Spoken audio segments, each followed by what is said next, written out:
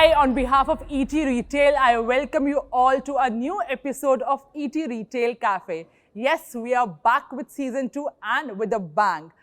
Why are we doing it? Because we promised you that we'll take you to the journeys of CEOs, highlight what they have done to achieve where they are right now and how they are reshaping the strategies of the companies they are working with right now. So today we have with us a very special guest who is Dr. Sujit Paul. Dr. Sujit Paul is the Group CEO of Zota Healthcare. Welcome, sir, to a new episode of ETRetail Cafe. Thank you so much. So I want to understand from you how your journey in retail started. Well, from the onset of many years ago, more than 2 decades ago, I have been associated with Asian Paints. And that was a time, when Mera Wala Rang was getting launched in India. In fact, that was also a time when tinting machines was getting launched in India, where you can customize the paint. So that was the journey. From there, I moved on to Bata as a district manager. So, that was a hardcore retail again. And my journey continued on and on through various plethoras. So from a hardcore retailer, then gradually I shifted to getting into a pharma retail concept, which is much more complex, and pharma retailing is a unique subject by itself. So whilst I have started this journey of retail many years ago at a store, but the transitioning from being a hardcore retailer, I have migrated to pharma retail, then been into Apollo Pharmacies, Trust, Columbus, and many more brands, and now in Dawa India. So it's a long journey. So I want to understand paint, a different industry altogether, shoes, and different industry altogether. Then pharma. I mean, what inspired you to be in different industries, and what is the crux of all these things that you have acquired and you are implementing in the present company right now? The main crux of the whole thing is how you can work with the end consumers or the customers. And if you see that this is such a versatile, dynamic kind of career that I've gone through, where when you sell shoes, when you sell paints, when you sell pharmacy medicines, when you sell adhesives, all through a retail genre, one thing was always constant, which is the customer and the customer need. And the larger perspective was that how you can always add genuine value to the end customer, so that the customer actually becomes not only more sticky, the customer also becomes a loyal customer for you. And that full journey is what I kind of carried myself all across, and now that I do out here. So customer journey inspired you to shift from one industry to different industry. And that's where you learn. Yes, true that. So it gives you a lot of momentum to interact with lots of people, to acquire what they are doing and implement in your present companies. So how have you seen the consumer behavior changing in the past few years when you started working? Which year did you say? I said long. I think more than 2 decades ago. But I think more than that. Earlier customers was more focused on. They would come to a store and they would just ask for something and go off. But as India is growing, the GDP is growing, the market is opening up, the versatility of retail have completely changed, a complete facelift. Now in that, what happened is that customers are now more knowledgeable. Customers knows what they want. Customers are willing to kind of explore more options in front of them. The buying pattern and the buying indexes of customers have increased. They have more money today to buy through various forms, whether it's cash, UPI, or cards. So the entire journey of customer have changed, and especially that I'm in pharma retail, it's unique by itself, where you cannot do extra sales. You cannot push customers to buy extra medicines for them. It is, rather whatever the customer needs, you have to sell only that. Yes. But in other industries, still you can enhance your ticket value. But here we don't do that. Neither you should do that. Yeah. So it's a different journey altogether. So when I understand about consumers, I know there was a time when consumers were not so interested. The shopkeepers used to show them 2 options they used to buy. now the way they discover the products, the way they interact with the products, the way they buy the products, the way they use the products is changing at a very rapid pace. One thing which I've missed upon, Dr. Sujit, is that I want to understand how did you enter retail? From the onset of career. And if you see 2 decades ago, that was a time when retail was just coming in India. And I knew very well that this will be the future for India. And that was the time when I entered retail. Now, I was very clear mostly that I would cross on the journeys of multiple retail plethora, which at the onset of my career would give me much more boost in understanding the retail consumers, and that would become an experience for me going forward. And that's exactly what happened. So at the onset of my career, that I've crossed through multiple retail brands, understanding various platforms, customers, consumers, different size and formats of the market, so on and so forth. And that's what have enriched me to do what I'm doing today. So I think I was very clear from the onset that this is the journey that I would like to take. Oh, very clear, focused journey. You knew what you wanted to do, because I know a lot of people, they were hesitant to enter the retail at that point of time, because they were saying that it was like very small congested shops where people used to go and shop, and they were hesitant. We are not meant to do that. But now the way retail is changing, it's become an inspiring sector for everyone. It is. So if you walk into any of our store and you have pharmacies, you will see that the space is well kind of articulated between the drugs and non-drugs, the wellness, the cosmetics, the beauty, and everything put together. So it's no more a small dingy medical store. It's a much large store, well lit, with professionals managing their stores, where you have medicines of all therapeutic segments, where you have a series of wellness products to ensure that people are more healthy. The whole dynamics have changed. So I have seen abroad that apart from medicines or maybe pharmaceuticals, there are certain toiletries items or maybe BPC items which are available at the stores, pharmacy stores. So is it the same at your stores? It is same and more for us, and at a much larger segmentations. For example, we not only have toiletries, we not only have health and wellness product, we have a whole range of cosmetics.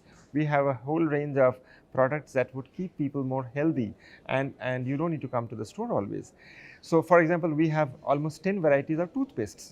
Just give an example. We have amazing varieties of hair care products, skin care products, wellness products. So it's a full plethora, and on a ratio of shop, more than 50% space is used for that, because we want to give an experiential store, and that's what we are doing. But the most important USP is that every single product is of extreme high quality and at a very affordable price. So when are these all your in-house labels? These are all private labels, yes. Okay. We are at 99% private label. Oh, wonderful. That's very nice. That we are the only pharma retail chain in India who operates at a 99% private label. Amazing. So I want to understand one thing more from you. When you say the consumer is changing, so what does consumer come for? I mean, the toiletries or the medicines first? Consumers would come for medicines for sure, because India still is kind of maturing to that level. But when consumers come for medicines, they also have an option to pick up the toiletries that they want. Yeah. And there are various kinds of consumers. Not all consumers can afford the toiletries or the skincare, or they need it. Maybe there are consumers who don't need it and they only want to take medicines. But consumers do come for medicines primarily, but anything other than medicines is a byproduct for them. Or consumer is becoming omnichannel these days. Are you also an omnichannel brand? As of now, we have our brick and mortar stores into multiple different formats of brick and mortar, but we are rolling out the online platform now. Okay. Consumers in medicine still prefer to come to the store and buy, because medicine is a very serious retail business. Yeah. It's not like apparels, or it's not like footwear or cosmetics. Yeah. Medicine is something where people want to rely, people want to have the trust factor, and it's something that a registered pharmacist should dispense only. So end consumer or patients still believe that it's a great idea to walk into the store and buy. But yes, to answer to you, we are rolling out omnichannel as well. That's nice. You are evolving the way consumer needs are evolving. Yes. You have been in different industries. If you have to pick one learning from each industry, which are those learnings from each industry? I think the most important learning that I've always got is that you need to understand your consumers well. But the bigger learning from that is that as an organization level, you must ensure that you drive genuine value to the end consumer. Unfortunately, most big and large companies, they are only after turnovers. Yeah. They are after selling more amount of products to people. We don't do that. If you drive genuine value to the end consumer or patient or customer, then they would be your brand ambassadors to drive more traffic and footfall and increase the tickets. And that's exactly what I've done in many other organizations and what I'm doing it out here as well. So when we talk about Dava India, what future do you see for Dava India here in India? And do you have any plans to take the brand abroad as well? Oh yes. See, at a parent company level at Zota Healthcare, our brand is doing extremely well out of country because our factory does 100% export. For Dava India, our ambition is that every single Indian need to have affordable healthcare. Our medicines are a good close to around 70% lower cost than a branded medicine, but are extremely efficient, of very, very high quality. So when people in the villages can't afford medicines, where in rural people with chronic disease management like gastro, peds, diabetic, cardio, they can't afford monthly regular medicines. There is where our high quality medicines at that affordable price comes in action. So as I speak, the objective is to ensure that both urban and rural India, we are well present all across, and Indians can see and get access to these medicines.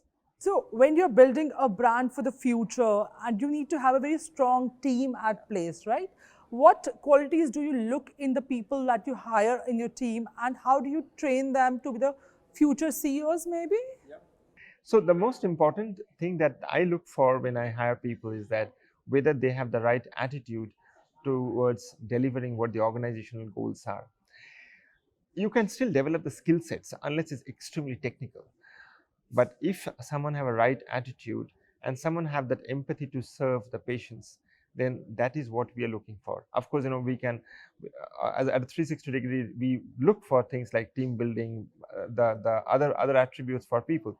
But it's very important whether that person have the right kind of values, the right kind of ethos, the right kind of attitude. And once that is there, we have a training process that they undergo, and they get gelled in the organizational platform.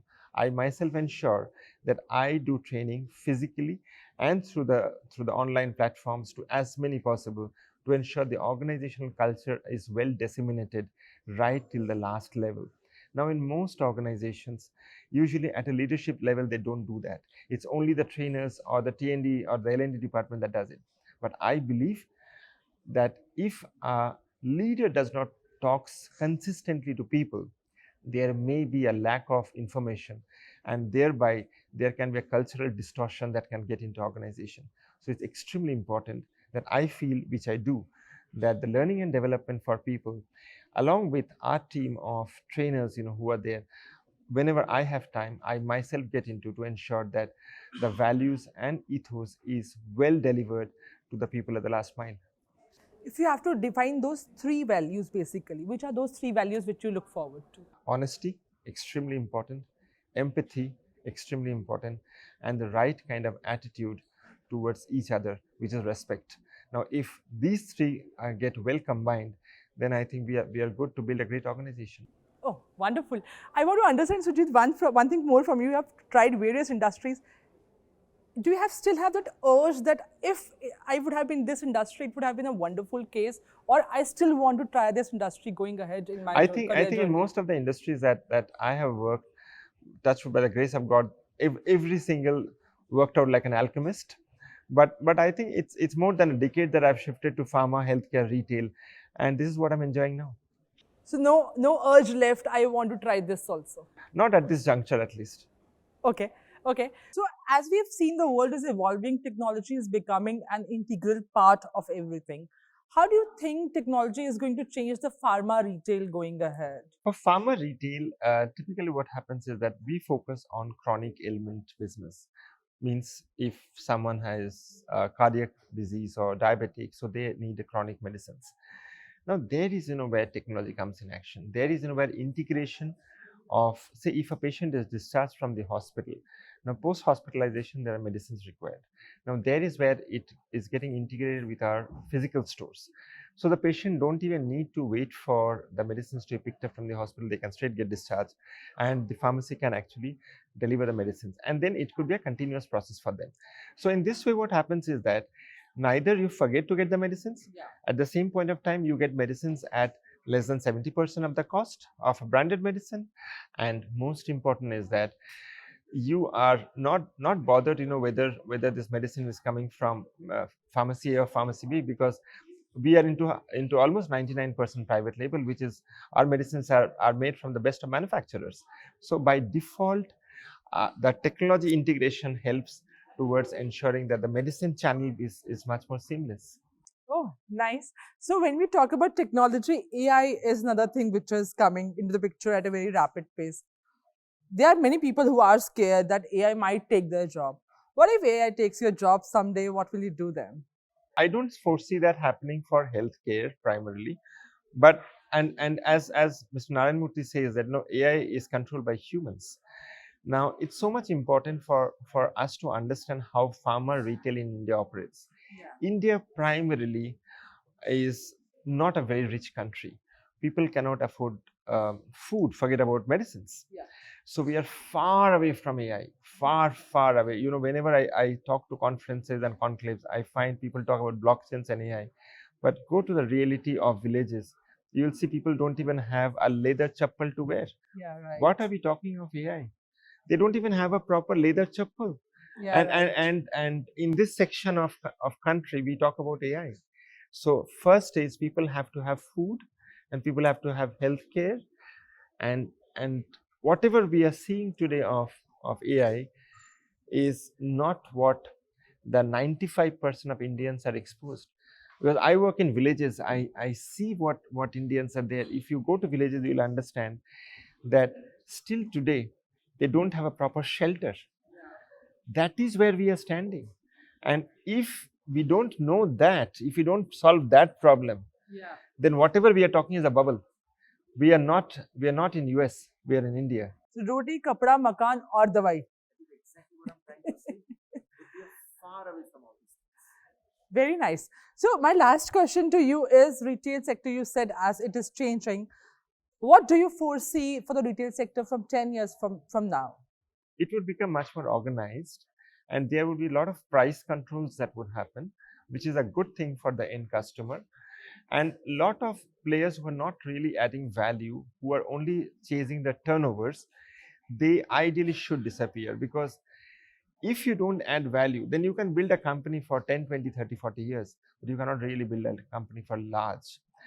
So at the India stores, if you really go, you will see that there is a meticulous way how we dispense medicine. There is a process that we follow, which none of the Indian pharmacies are really thinking about it. When you talk of retail at large, the whole industry is consolidated. It will consolidate much more. For pharma retail, we have close to 19.5 to 20 lakh pharmacies in India, out of which close to around 15,000 odd is organized pharmacy. So between 15,000 and 20 lakh, that's the gap that India have. So in this gap, in pharma retail, the industry will shift from branded to generic. And that's what our Honorable Prime Minister is working out and have been saying. That's what we are working out. And that's the shift that India will undergo. Looking forward to the retail industry, looking forward to the future, how the retail industry shapes up. Before we wrap it up, let's have a rapid fire round. I want to understand from you, how do you love to spend your time? Everybody knows that you are the group CEO. Everybody knows that you are very diligently, you do your duties. But what do you do in your free time? Everybody wants to know about it. I read a lot of books. Okay. I read a lot of books, and I think books are my passion. So whenever I travel, I have a lot of books in my bag, and that's what I do. So I've heard you are a traveler, you're a writer. Can you please tell us about that as well? I've been a writer for many years now, and there are enough books of mine which is available offline and online platforms. So and as traveling, yes, traveling is definitely my passion. So I love traveling quite a lot. Where do you buy your medicines from? Online or offline? Mostly offline. Mostly offline. Yes. Okay, what not if in the retail industry, what you would have been doing? Movies. Oh, wonderful. What sort of movies? I had started my earlier days where I had a band, and I used to perform music and that was the time, when I used to also be in small regional movie industry, but I think fate have taken me into the corporate world. Were you the singer? No, I used to sing, I used to play guitar. Okay. I wish I would have had a guitar over here right now.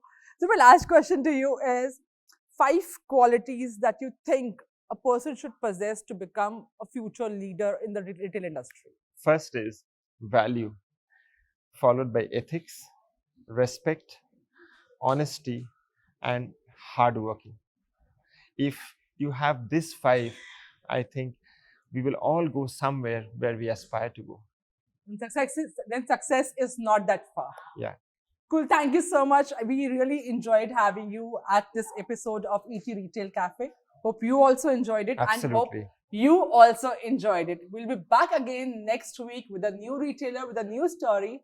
Till then, stay tuned. Bye-bye.